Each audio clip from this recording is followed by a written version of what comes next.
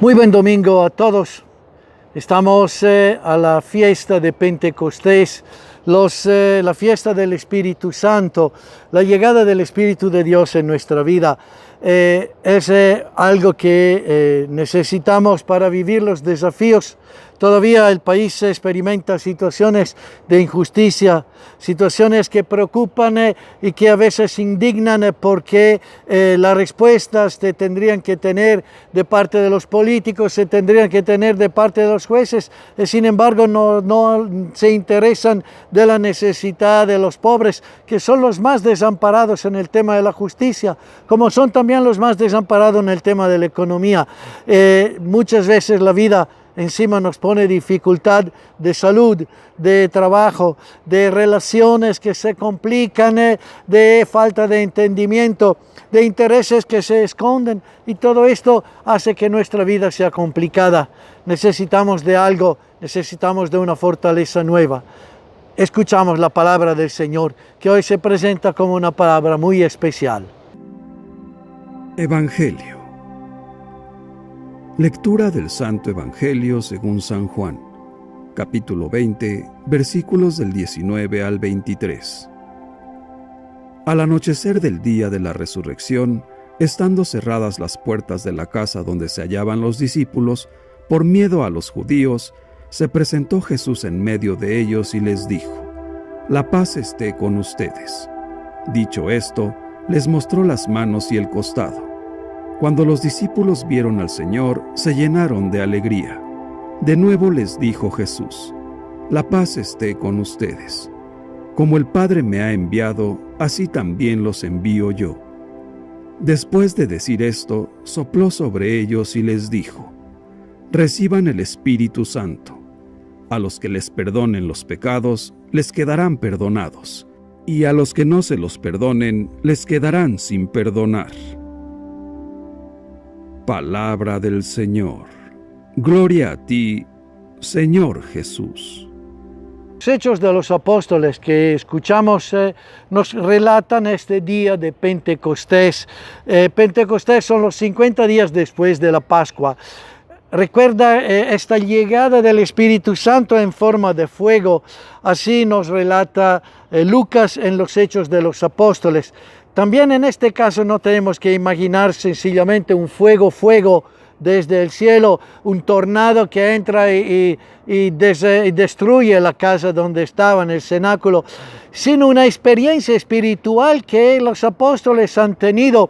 La experiencia de sentir que Dios entraba en sus vidas y les pedía de salir del miedo que les estaba acompañando, y se volvía un viento nuevo del Espíritu que estaba cargado de vida. Habían hecho la experiencia de la muerte de Jesús, habían hecho la experiencia de la resurrección. Entonces todo esto estaba dentro de ellos, atascado, bloqueado por el miedo. El día de Pentecostés, 50 días lo coloca el Evangelio, los Hechos de los Apóstoles. Lucas lo coloca a 50 días después de la Pascua. Esta toma de conciencia y este desatarse del Espíritu de Dios en la vida de ellos los lleva a tener el coraje de salir y proclamar todo lo que habían vivido. Este Espíritu que le da la fuerza, la gracia, la belleza de Dios, que ama, que salva, que guía la vida de la persona. Y es tan fuerte esta experiencia y es tan grande el coraje que se desata en ellos, gracias al Espíritu, que la gente queda sorprendida. La gente entiende que ha habido de verdad una experiencia de Dios profunda en estas personas que cambia totalmente la luz de la vida. El Evangelio de Juan coloca el don del Espíritu en distintos momentos. Cuando Jesús muere, dice, fundió el Espíritu. Quiere decir que en la muerte de Jesús el Espíritu de Dios ha sido donado a la gente. Cuando aparece, sopló sobre ellos y le transmitió en este soplo el don del Espíritu. Son experiencias que el Espíritu de Dios ha entrado en la vida del discípulo en estos distintos pasajes, en estos distintos momentos que marcan por siempre la vida del cristiano.